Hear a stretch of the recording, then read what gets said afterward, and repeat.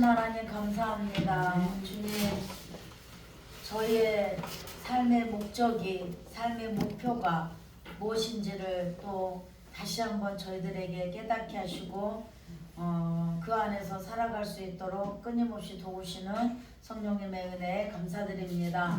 우리의 삶의 목적은 하나님의 영광을 위해서 사는 것이 우리의 목적이고, 우리의 삶의 목표는 예수 그리스도를 닮아가는 것이고, 그렇게 살아갈 수 있도록 우리를 도와주시는 것은 바로 성령님이시며, 그런 모든 방법들이 아버지 하나님 예배를 통해서 이루어지는 것을 주님 너무나도 감사드립니다. 그 과정 속에 저희들이 또 대유리 문답을 통해서 앞으로 정말 주님 성경 중심으로 우리 모든 성도님들을 케어하고 세워 나아갈 때 주님 저희들이 정말 생명과 그리고 풍성케 살아갈 수 있는 성도들로 이끌어줄 수 있는 영적 지도자들로 세워지게 하여 주옵소서. 감사드립니다. 거룩하신 예수님 이름으로 기도합니다. 아멘. 자, 오늘은 256페이지입니다. 7계명. 네. 우리가 지금 현재 우리 장로교 강도사고시나 목사고시에 대소유리 문답 시험도 있어요. 원래 우리 총신 지금 하는 거 보면 그래서 이런 부분들이 여기서 원래 이렇게 막 사실은 이거 집에서 혼자 읽어도 충분한 내용인데도 불구하고 사실은 우리가 안 하게 돼요. 그래서 제가 그냥 지나갈 수 있는 부분이 될까 봐서 일부러 이렇게 읽으면서 같이 하고 있는데요. 특별히 십계명은 우리의 삶의 변화를 갖게 하는 것이 바로 십계명입니다. 주기도문은 뭐냐면은 우리의 신분 변화예요. 하나님을 우리가 아버지라고 부를 수 있도록 우리에게 가르쳐 주는 것이 주기도문이에요. 우리가 누구든지 기도하는, 우리 외에도 다른 종교들도 다 기도한다고 얘기해요. 근데 대상이 다르잖아요, 완전히. 근데 우리는 감히 살아계신 하나님, 창조주 하나님을 아버지로 부를 수 있는 신분이 되었다는 것을 먼저 인정하는 것이 바로 주기도문이에요. 그래서 주기도문을 통해서 우리의 신분이 변화되었다는 것, 그리고 하나님의 주권을 하늘에 계신 우리 아버지여 이름이 거룩히 여김을 받으시오며 나라에 임하옵시며, 하나님의 통치를 말하는 거거든요. 하나님의 주권을 인정하는 것이 주기도문이고, 또 우리의 가치관이 바뀌는 것이 주기도문이고, 그리고 모든 소유권이 나라와 권세와 영광이 누구 거라고 나와요? 아버지 거. 그러니까 주기도문을 통해서는 이런 모든 것들을 우리가 고백하게 되는 거고, 사도신경을 통해서는 말 그대로 신앙의 변화를 나타내는 것이 사도신경인데, 사도신경을 통해서는 전능하사 천지를 만드신 하나님 아버지를 믿사오며 하나님, 예수님, 성령님, 그리고 교회를 또 우리가 고백하게 되는 게 사도신경이에요.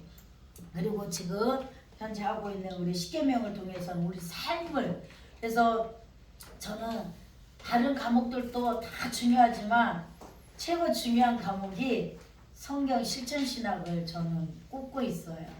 그래서 정말 성경 실천신학을 통해서, 왜냐하면 우리가 결국은 성경적으로 살기 위해서 지금 신학을 하고, 신학을 통해서 내가 세워져서 또 성도들을 양육하기 위해서 지금 이 자리에 있는 거잖아요. 그래서 성경 실천신학을 통해서 배우는 이런 부분들은 정말 정말 우리가 실천을 해야 되는구나. 말씀을 들었으면 실천을 해야 되는구나. 그런데 우리는 실천할 능력도 없고 그렇게 살아갈 수 있는 힘도 없어. 그런데 너무나 천만다행인 것은 그렇게 할 수 있도록 성령님이 도와주시는구나. 아멘. 우리는 가능하고 우리는 선한 일을 할 수 있도록 우리 하나님께서 예수 그리스도를 통해서 다시 우리를 거듭나게 하신 줄 믿습니다. 타락하는 우리 인간이 어떻게 하나님을 닮아갈 수 있으며 예수 그리스도를 어떻게 닮아가고 어떻게 하나님 영광을 위해서 살 수 있어요? 모든 사람이 죄를 범하였음에 하나님 영광 이르지 못한다고 이미 딱 찍혀 있어요. 타락한 우리 본성에서는 나올 수 없는 거거든요. 그런데 예수 그리스도와 연합한 우리는 가능하다 불가능하다 가능한 존재가 된 줄 믿습니다. 그래서 십계명은 우리 삶의 기준인 거예요.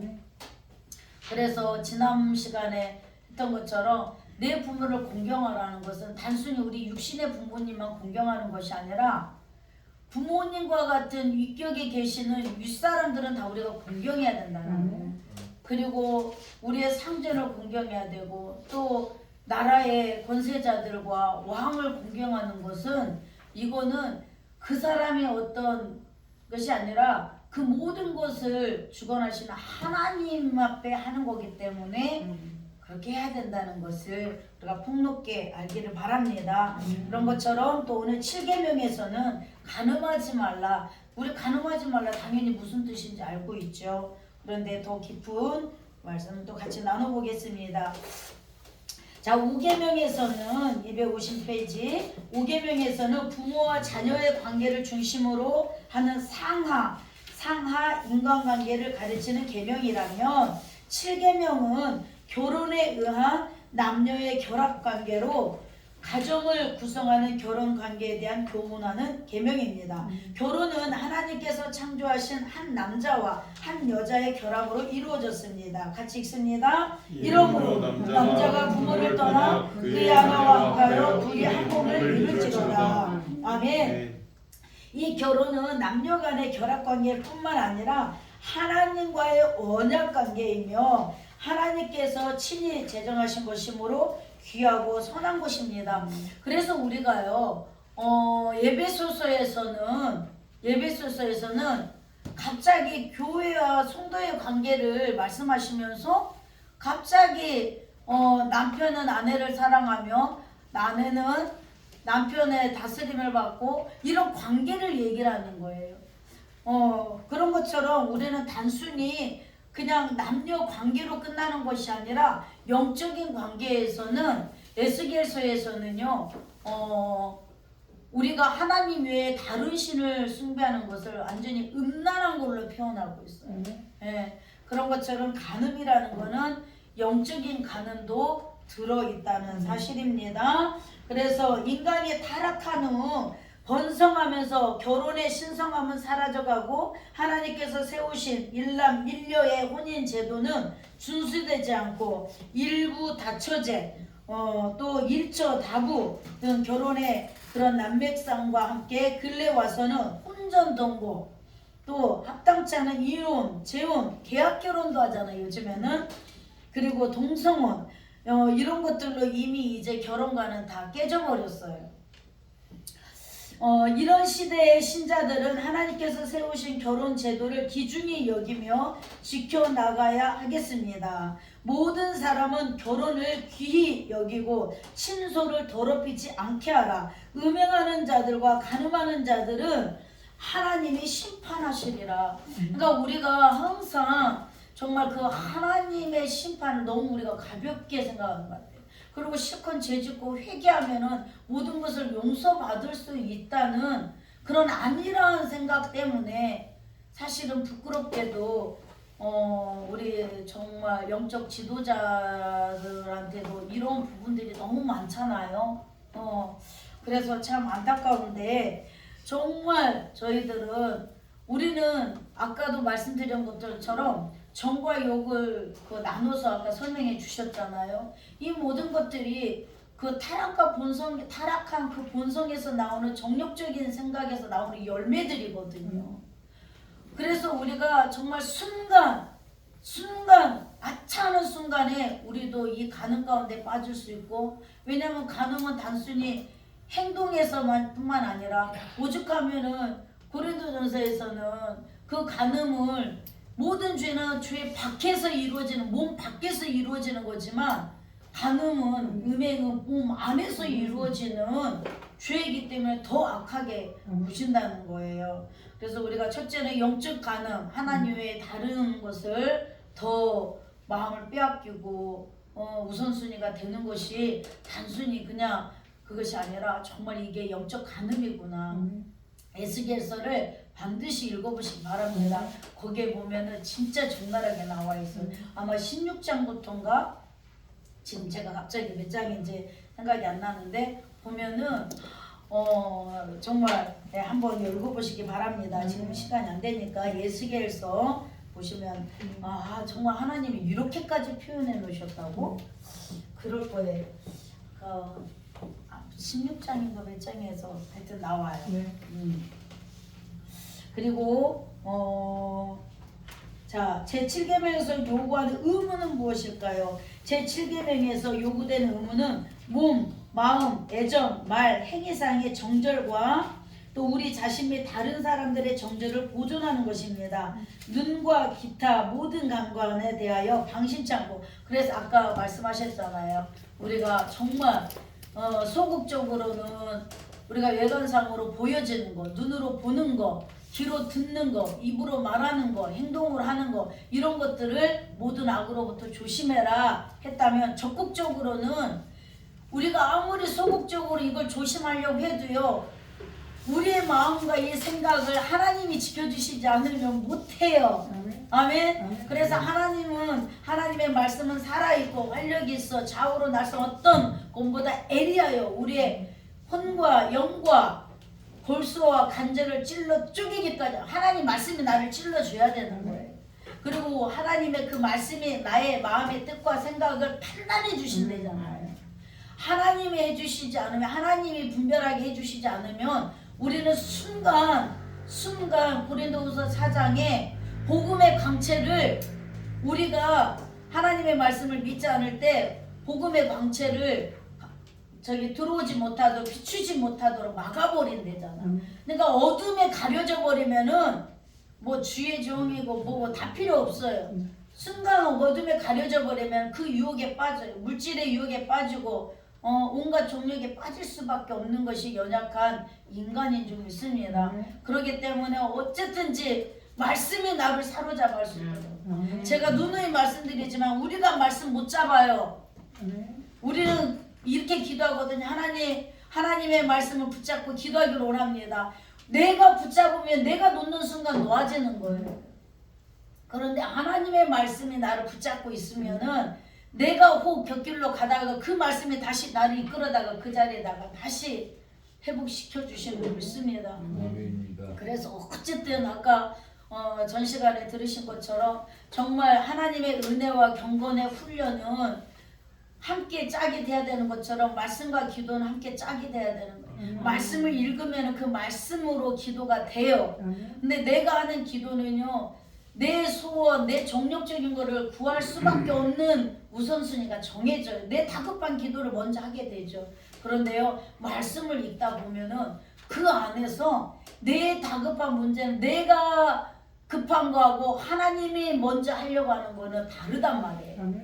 그것이 우리 안에서 정해지는 것이 말씀인 줄 믿습니다. 그래서 말씀이 나를 붙들어 주실 수 있도록 말씀을 늘 앞세우고 그 말씀과 동일하게 기도할 수 있는 저희들이 되기를 원합니다. 그러면은 이 십계명이라는 이 계명이요, 예수님이 그러셨거든요. 나의 계명을 지키는 자라야 나의 제자라고 그랬단 말이에요. 그럼 내가 지금 말씀을 내가 지킨다는 건 이것도 내 은데, 그래서 우리가 지키는 것이 아니라 하나님이 아브라함이 어떤 의가 있어서 믿음의 조상으로 세운 게 아니잖아요. 하나님이 다 이루셔 놓고서는 아브라함을 믿음의 조상이래. 그런 것처럼 정말 하나님이 우리를 통해서 다 하시는 줄 믿습니다. 아멘. 그래서 하나님의 말씀이 나를 이끌어갈 수 있도록 나 자신을 하나님 말씀에 맡기는 방법은 말씀을 읽고 듣고 묵상하고 그 말씀 가운데 기도하는 삶이 되어지면은 이렇게 세워지게 될 줄 믿습니다. 네, 그래서 방심치 않고 주의를 기피하는 것이며 절제하고 정절 있는 친구와 사귀며 단정한 복장을 하고 독신의 은사가 없는 자들은 결혼하고 부부는 사랑으로 동거하며 우리의 사명 이행을 위해 근실하게 노력하며 모든 경우에 부정을 피하고 부정으로 향하는 유혹을 저항하는 것이다. 아멘. 그러니까 간음하지 말라는 그 계명이 요구하는 의무가 이렇다는 거예요. 그래서 결국은 이 의무를 우리가 이행할 수 있는 것은 방법은 성령의 인도밖에 없다. 아멘. 예. 그래서 또 그 7계명에 금지된 죄는 이거는 이제 알고 계시니까 넘어가고 8계명으로 가겠습니다. 261페이지입니다. 자, 8계명은 도둑질하지 말라. 8계명에서 요구하는 의무는 무엇일까요? 262페이지로 넘어옵니다. 262페이지에 제8계명 도둑질하지 말라에서 요구하는 의무는 정당한 법대로 우리 자신과 이웃이 함께 재물과 산업을 얻고 증진하게 하라는 것입니다. 하나님께서 인간을 창조하실 때 노동하며 살도록 섭리하셨습니다. 같이 읽습니다. 여호와 하나님이 땅에 비를 내리시 아니하였고 땅을 갈 사람도 없었으므로 에덴은 무의도식하는 곳이 아니라 경작하여 정당하게 얻는 열매로 살아가는 곳입니다. 에덴 동산은 인간이 일하는 곳이었고 이를 통해 땅을 정복하고 다스리는 하나님 명령을 이루어가는 곳이었습니다. 그러므로 노동이란 성스러운 것이며 인간을 향한 하나님의 뜻입니다. 이런 노동의 결과물을 도둑질하는 것은 하나님의 창조 질서를 파괴하는 행위이며 인간이 부지런한 노동과 그 결과물을 누리며 사는 것이야말로 성경적 삶의 자세라고 할 수 있습니다. 신자들은 부지런함으로 자신의 삶을 증진할 뿐 아니라 이웃들의 삶도 함께 증진해 가도록 힘써야 합니다. 도둑질하는 자는 다시 도둑질하지 말고 돌이켜 가난한 자에게 구제할 수 있도록 자기 손으로 수고하여 선한 일을 하라. 그래서 단순히 도둑질하지 말라는 얘기는 남의 물건을 훔치지 말라는 정도가 아니었던 거예요. 뭘 요구하냐? 성실하게 살아라는 거예요. 네. 항상 나라 탓하고 환경 탓하고 요즘에 경제 탓하고 남의 탓만 하면서 항상 억울한 생각으로 사는 것이 아니라 정말 하루하루를 성실하게 살아가는 것이 바로 도둑질하지 말라는, 시간을 도둑질하고 하나님의 것을 뭐 도둑질하지 말라 해서 뭐 헌금이나 11조를 얘기하는 것도 있지만 하나님께서 우리에게 생명을 주시고 어떻게 살아갈 수 있도록 하신 것들을 이행하지 않는 것도 도둑질하는 거예요. 그래서 이 도둑질하지 말라는 것에는 정말 우리가 하나님의 은혜를 경홀히 여기고 정말 당연하게 생각하는 것도 우리는 하나님의 은혜를 그래서 정말 우리가 도둑질하지 말라는 그 의미를 내가 정말 사역자로서 혹은 또 가정에 돌아가면 가정 목회도 또 사역지에서도 또 그 사역 가운데 그 모든 일들도 어쨌든 죽게 하듯 성실하게 해야 되겠구나. 왜냐하면 다른 사람 거를 내가 시간을 제대로 안 지키는 것도 다른 사람 거를 훔치는 거나 다름없는 거라고 그러잖아요. 그래서 정말 도둑질하지 말라는 것은 단순히 물건을 훔치지 말랄 정도가 아니라 남에게 피해 주지 말라는 거구나, 성실하게 살아라는 거구나, 이런 부분들을 다시 한번 저희들이 알기를 원합니다. 그래서 8계명에서 금지된 죄는 무엇입니까? 265페이지로 넘을게요. 자, 칼빈은 8계명에서 도둑이란 남의 물건을 몰래 훔치는 사람뿐만 아니라 남의 손해보는 데서 이득을 찾고 불법적인 일로 재산을 모으며 공평보다는 자기 개인의 혜택만 전념하는 사람 모두를 두고 하는 말이다라고 했습니다. 성경에서 도둑질을 금하는 것은 사회, 경제적 차원을 넘어서 신학적 이유에 근거하고 있습니다. 도둑질은 일하지 않고 부당하게 취하는 불로소득으로서 다른 사람이 수고하여 이뤄놓은 노력의 결과를 훔치는 것으로 하나님의 창조 질서에 어긋나는 행동입니다. 아멘. 자, 9계명 내 이웃에 대하여 거짓 증거하지 마라. 267페이지로 넘어옵니다. 자, 9계명은 좁은 의미로는 재판 상황에서 거짓 증언하는 것을 금하는 것이지만 넓은 의미에서는 모든 형태의 부정직한 말을 금하는 것이라고 할 수 있습니다. 자, 거짓말, 허위사실, 조작, 악의로 다른 사람을 중상모략하는 것이 9계명의 관련입니다. 성경은 하나님이 미워하시는 것 중 7가지 중에 하나가 거짓 증인인데, 거짓말하는 망령된 증인과 또 형제 사이를 이간하는 자니라. 하나님께서는 거짓을 말하고 행하는 자를 증오하심을 알 수 있습니다. 그러므로 신자들은 법정에서의 증언뿐만 아니라 일상생활에서 거짓을 말함으로 이웃의 명예를 훼손하는 일이 없어야 할 것입니다. 항상 하나님 앞에 함과 같이 진실을 말하며 정의와 진실의 보존 및 이웃의 명예를 존중하는 태도가 필요한 것입니다. 거짓을 행하는 자는 내 집안에서 거주하지 못하며 거짓말하는 자는 내 목전에서 서지 못하리라. 아멘.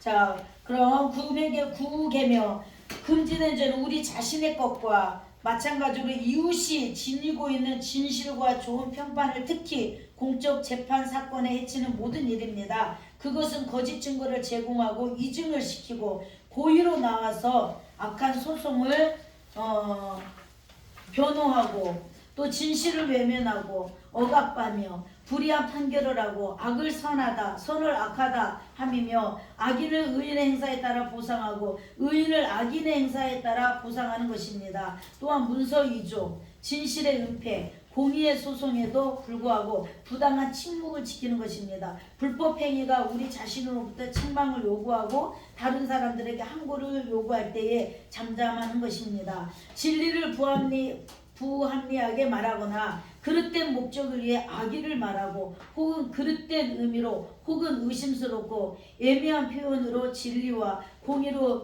공의에 불리하도록 진리를 복해하는 것입니다. 비진리를 말하고 거짓말하고 증상하고 험담하고 회방하고 고자질하고 수근수근하고 냉소적이고 욕설하며 조급하고 가혹하고 편파적으로 비난하는 것이며 또한 불의한 의도와 언어와 행동이며 아청, 허영심에 가득 찬 자만, 우리 자신이나 다른 사람의 과대평가 혹은 과소평가하는 것입니다. 하나님의 은사와 은혜를 부인하는 것입니다. 그러니까 참 이 거짓 좀 하지 말라는 게 얼마나 지금 폭넓게 들어가 있는지 몰라. 하나님의 은혜를 부인하는 건 당연한 거고 적은 과실을 더욱 악화시키며 자유로의 죄를 자백하라고 호출된 때에 죄를 숨기거나 그리고 변명하거나 경감함이 또한 남의 약점을 쓸데없이 찾아내는 거. 요즘에는 얼마나 남의 약점을 많이 찾아내서 상대적으로 계속 그거 가지고 공격하고 또 거짓 소문을 내는 거. 나쁜 보도를 받아들이고 동조하고 요즘 이게 얼마나 심해요. 그래서 요즘에는 이제는 뭐가 진실인지를 몰라요. 그러니까 우리는 단순히 막 유튜브 보고 그거 가지고 막 할 것이 아니라 무조건 우리는 하나님 앞에 하나님 우리나라 불쌍히 여겨주옵소서. 우리나라 지켜주시옵소서. 주님 제가 잘못했습니다. 아멘. 내가 왕을 위해서 기도하지 못하고 영적 지도자들을 위해서 기도하지 못하고 그리고 나 한 사람도요 정말 제대로 세워져 있지 못하면서 얼마나 우리는 많은 것을 그렇게 판단하고 정죄하고 비난하는지 몰라요. 근데 이런 모든 것들이 다 지금 여기 안에 들어있는 거예요. 나쁜 보도하는 거, 또 공정한 변호에 대해서 길을 막아버리는 것, 악한 의심을 품는 것과 누구 것이든 받을 만해서 받는 신앙에 대해 시기하거나 마음 아파하는 것이나 그것을 손상시키려고 노력하거나 바라며 그들의 불명예와 추모를 기뻐하며 참 이거 진짜 우린 정말 사실은 교회 안에서도요 그리고 뭐 같은 목회자들끼리도요. 사실은 걱정하는 척하면서 막 그 사람이 추락한 거에 대해서 왜 그 있어요. 말 안 해도 왜 그런 식으로도 하지 말라는 거예요. 아멘. 네. 그 사람의 추문을 기뻐하는 거 이거 없는 것 같은데요. 있어요, 은근히. 네? 다른 사람이 잘못된 거 가지고 어떻게 이럴 수 있어? 이건 인간도 아니야. 이럴 수 있는데 이런 거 있어요. 하나님은 다. 그 기뻐하는 것이며 조소하는 또 멸시와 어리석은 칭찬이며 정당한 약속을 위반하며 좋은 소문이 있는 일을 소홀히 하며 또 누명을 처리할 일을 우리 자신의 시량을 피하지 않거나 다른 사람이 못하도록 능히 할 수 있는데도 막지 않는 거 이런 모든 것들이 다 그거래요. 그래서 정말 우리가 단순히 그 한 계명 속에 이 엄청난 것이 들어있구나. 그러니 우리가 정말 이 안에서 자유할 수 있어요? 없단 말이에요. 그런데 요한복음 8장에서는 진리가 너희를 자유케 하리라. 우리가요 말씀 안에 있으면 그 말씀으로 말씀이 우리 발의 등이요 내 길에 빛이 되어 주시고 그 말씀이 모든 것을 판단해 주시기 때문에 우리는 정말 주구장창 말씀 안에 너희가 내 안에 거하고 내 말이 너희 안에 거하며 하나님의 말씀이 너희 안에 거하는 게 뭐겠어요? 하나님 말씀이 아까도 말씀하셨잖아요. 우리가 하나님의 말씀을 들었어요. 깨달았어요. 그 다음에 어떻게 해야 된대요? 새겨야 된대요. 그렇게 해서 새김으로써 우리가 먹으면 힘이 나서 그 에너지가 발산이 되잖아요. 그런 것처럼 우리는 예수 그리스도로부터 예수님은 발광체라면 우리는 반사체란 말이에요. 예수님으로부터 빛을 받아서 내 안에 계시는 예수 그리스도의 빛이 나의 삶을 통해서 반사될 수 있도록 아멘. 네, 그것이 바로 우리의 신앙 생활인 거예요. 교회 와서 예배드리고 교회 와서 봉사하는 것뿐만이 아니라 이거는 그냥 정말 교회 안에서 하는 건 그냥 훈련인 거예요. 교회 안에서 예배를 통해서 우리가 말씀으로 공급받고 또 말씀과 기도로 우리가 교회 안에서 다시금 회복이 되고 그렇게 해서 정말 나가는 순간부터 이거는 이제 삶이 예배가 돼야 되는 거예요. 네. 그것이 바로 경건의 훈련인 줄 믿습니다. 아멘. 그래서 경건의 훈련 속에 이 십계명이라는 이 10가지 계명이 근데 정말 이런 하나 자세히 들여다보면 이 엄청난 것들이 들어있는데 우리는 너무 가볍게 생각하고 그래서 성경의 앞뒤로 주기도문과 사도신경과 십계명이 나와 있는데 우리는 사실 주기도문 십계명 아니 사도신경은 그냥 예배의 순서니까 그냥 의례하고 사는데 주기도문도 우리의 삶이고 사도신경도 우리의 삶이고 십계명도 우리의 삶인 거예요. 그래서 십계명도 적어도 매일 아침에 기도 끝나고 나면 꼭 십계명을 우리가 외치고 하나님께서 이렇게 살 수 있도록 오늘도 우리의 영과 혼을 붙들어 달라고 기도할 수 있기를 원합니다. 아멘. 자, 넘어가서 십계명으로 가보겠습니다. 자, 271페이지로 갑니다. 271페이지. 자, 제 십계명은 내 이웃의 집을 탐내지 말라. 내 이웃의 아내나 그의 남종이나 그의 여종이나 그의 소나 그의 낙이나 물은 내 이웃의 소유를 탐내지 말라라는 것입니다. 자, 십계명을 보면 제 7계명과 8계명이 함께 중복되는 듯한 느낌이 듭니다. 그러나 자세히 생각해 보면 이웃의 소유를 탐내지 말라는 것이 그 대상에 따라 간음도 되고 도둑도 될 수 있다는 것입니다. 그렇잖아요. 사람을 탐내면 간음이 되는 거고 물건을 탐내면 도둑질이 되는 거고 그래서 이웃의 아내를 탐내는 마음이 행위로 나타날 때 간음이 되고 이웃의 소유물을 탐내는 마음이 행동으로 나타날 때 도둑이 되는 것입니다. 그러므로 십계명은 행동하게 하는 죄의 근원인 마음에 있는 자체를 가르쳐주는 것이 그러니까 마음속에 아까 탐심 얘기 나왔잖아요. 정욕을 나누자면은 그 욕 속에 들어있는 것이 이제 탐욕이거든요. 이게 마음의 탐욕이 근원인 거예요. 그것이 행동으로 나타나는 것이 간음이 되고 도둑이라는 그 이제 행동이 나온다는 거죠. 그래서 십계명을 272페이지 맨 마지막 줄입니다. 십계명을 통해 하나님께서 요구하시는 것은 인간의 마음과 의지 상태까지며 하나님의 율법은 사랑의 행위뿐만 아니라 여기가 중요해요. 영적으로도 선하며 거룩해야 된다는 것을 말하는 것입니다. 탐내지 말라는 것은 이웃의 소유물에 대해서 그 소유권을 존중하며 동시에 자기의 소유물과 처지에 대해서 만족하고 감사하라는 것입니다. 아멘. 네, 탐내지 않는다 이거는 자족한다 이거예요. 자족한다 이 말은 감사한다 이거예요. 네, 그래서 감사한 마음으로 살며 모든 것이 자족하고 기쁠 줄 믿습니다. 사람이 탐심을 품게 되는 것은 자신의 소유물과 처지에 만족하지 못하기 때문이며 이웃의 행복을 시기하며 불의한 방법을 통해서라도 자기의 이익을 취하려고 하기 때문입니다. 그러므로 땅에 있는 지체를 죽이라. 곧 음란과 부정과 사욕과 악한 정욕과 탐심이니 탐심은 우상 숭배니라. 아멘. 지난주에 우리 교회에 이런 일이 있었어요. 우리 교회가 지금 계속 말씀 읽기 운동을 지금 하고 있다고 그랬잖아요. 그래서 정말 이게 의무가 아니라 말씀을 읽는 삶 속에 집중이 되니까 그 성경책 속에 우리는 하나님을 가둬놓고 살 때가 많단 말이에요. 그래서 이 책 자체는 엄청 거룩한 책이야. 근데 이 거룩한 책 속에 거룩한 분을 우리가 가소평가할 때가 많단 말이야. 그래서 이 거룩한 책 속에 계시는 하나님이 우리 삶 속에서 나오셔서 실제가 될 수 있도록 하는 것은 우리가 이 말씀에 집중하는 거예요. 하나님이 주신 말씀을 우리가 어떻게 읽어보지도 않고 우리가 예배 시간에 설교 듣는 걸로 배우는 걸로 아니에요. 우리가 일상생활에서 밥 먹는 거, 숨 쉬는 거 내가 하잖아요.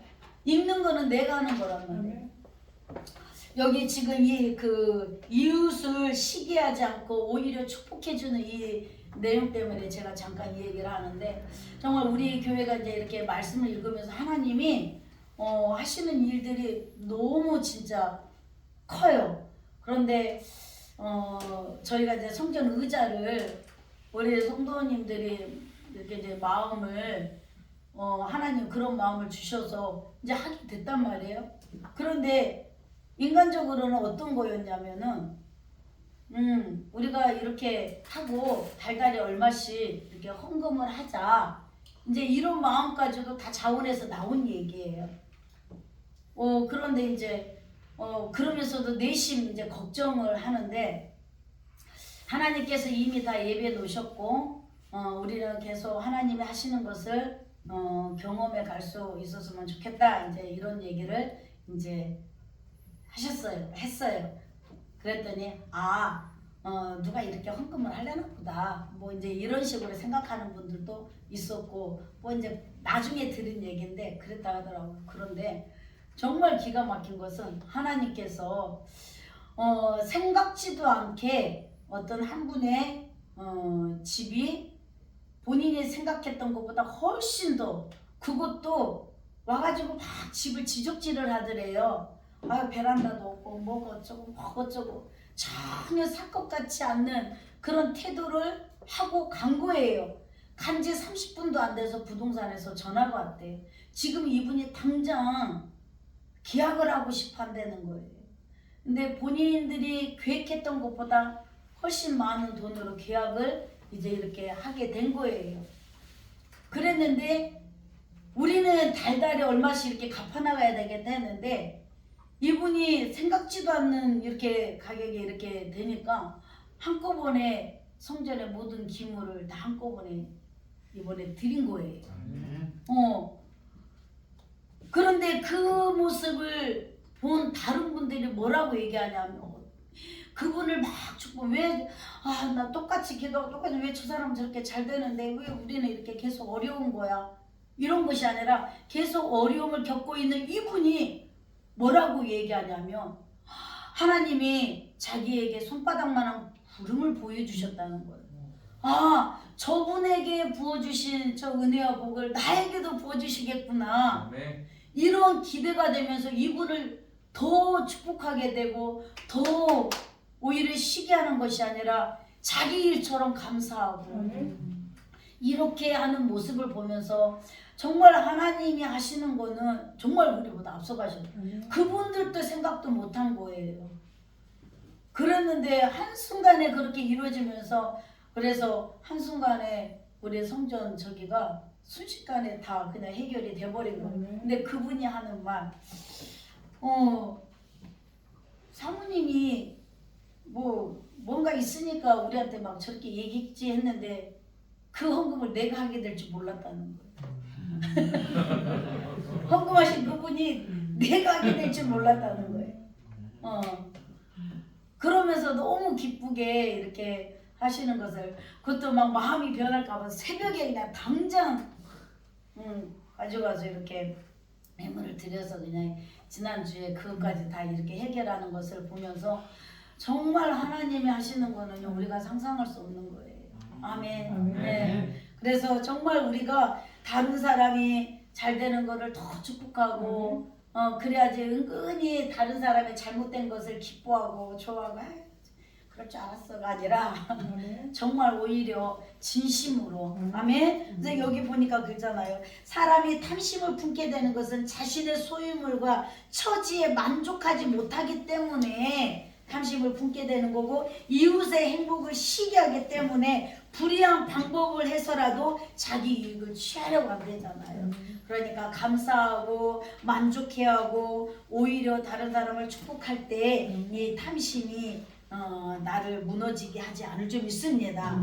자, 같이 읽습니다. 말씀. 그러므로 땅에 있는 지체를 죽이라. 곧 음란과 부정과 사욕과 악한 정욕과 탐심이니 탐심은 우상 숭배니라. 아멘. 자, 그러면 십계명에서 금지된 죄는 무엇일까요? 금지된 죄는 자 마지막 줄을 봅니다. 7계명에서 간음하지 말라와 8계명에서 도둑질하지 말라로 하신 명령은 남의 것을 빼앗거나 274페이지입니다. 빼앗거나 훔치는 행동을 금하고 있으나 제10계명은 한 걸음 더 나아가서 이렇게 불의한 행동을 일으키게 하는 마음속의 탐욕과 탐심 자체를 금하고 있다는 것입니다. 모든 지킬 만한 것 중에 더욱 내 마음을 지키라. 생명의 근원이 이에서 남이니라. 그러니 우리의 마음과 뜻을 판단해 주시는 것이 뭐라고 그랬어요? 히브리서 4장 12절에 말씀이라고 그랬어요. 그래서 정말 말씀을 가까이 하는 것을 최고 우선순위로 두시기 바랍니다. 그래서 말씀이 나를 막아줘야 돼요. 막 내 마음에 하루에도 수없이 우리 전 시간에 본 것처럼 우리 마음속에 타락한 본성에서 나오는 정말 수많은 그 죄성들이 고물고물 나오는 거예요. 우리는 이미 예수 그리스도와 함께 죽고 이제는 내가 사는 것이 아니라 그리스도께서 사시는 존재가 됐음에도 불구하고 이 죄의 본성이 자꾸만 우리를 이렇게 어지럽힌단 말이에요. 그러니 뭐가 우리를 잡아줘야 되겠어요? 말씀이 잡아줘야 되는 거예요. 왜? 말씀 아까 그랬잖아요. 방법은 뭘로 하냐? 성령의 인도하심으로. 성령님은 뭘로 일하셔요? 요한복음 16장에 보니까 말씀. 하나님의 말씀을 생각나게 해주시고 하나님의 말씀을 가르쳐 주시고 하나님의 말씀으로 판단하게 해주셔서 그 길로 갈 수 있도록 또 우리 연약함을 위해서 끊임없이 우리를 또 위해서 기도해 주신다잖아요. 그러니 그래서 하나님은 내가 암송했거나 읽었거나 또 설교를 통해서 들었거나 여러 가지 통로를 통해서 하나님의 말씀이 내 안에 들어왔을 때 그 말씀으로 하나님이 나를 이끌어 가신다. 그래서 우리 골로새서 3장 16절 17절에 보면 하나님의 말씀이 우리 안에 풍성하게 거하게 하라는 거예요. 아멘. 그리고 거기에서 생명의 근원이 이에서 남이니라. 우리 안에 말씀으로 가득 차 있으면 성령님이 그 말씀 가운데 우리를 그렇게 이끌어 가십니다. 아멘. 그래서 탐욕과 탐심은 인간이 범하는 모든 죄악의 시작이래요. 시작. 시작이 되므로 시발점이 되므로 예수께서도 탐심을 물리치라고 말씀하셨습니다. 그들에게 이르시되 삼가 모든 탐심을 물리치라. 사람의 생명이 그 소유에 넉넉한데 있지 아니하나니 자신의 소유한 재산에 만족하지 못하고 불만스러워서 이웃의 소유를 질투하고 마음 아파하며 탐하는 것은 금지된 죄입니다. 그래서 우리도 특별히 이렇게 기도 안에서 어떤 뭐 은사적인 부분도 사실 우리한테 하나님 은사 다 주셨어요. 근데 다른 사람의 은사만 크게 보이고 또 내가 기도할 때는 아니에요. 제가 지난번에 말씀드렸잖아요. 기도에서 안 나왔으면 내가 기도가 부족한가? 아니에요. 치료하시는 분은 하나님이시지 내가 능력이 있어서 치료된 게 아니란 말이에요. 내가 주체가 되면 우리는 이런 수십가지의 생각들이 우리의 올무가 돼버리는 거예요. 그런데 하나님이 주체가 되시고 하나님이 하신다는 거 했을 때 안 나타나도 감사, 나타나도 감사. 아멘. 또 전도했는데 열매로 나타나도 감사, 안 나타나도 감사. 하나님의 택한 백성이 반드시 누구를 통해라서 또 우리 교회가 아니더라도 다른 교회를 통해서라도 그가 반드시 구원받게 될 것이고. 아멘. 그래서 우리는 모든 주권을 하나님 앞에 둘 때에 이 탐심이 안 생기는 거예요. 자, 그리고 마지막으로 하나님의 계명들을 완전하게 지킬 수 있는 사람은 있을까요? 없을까요? 예, 없습니다.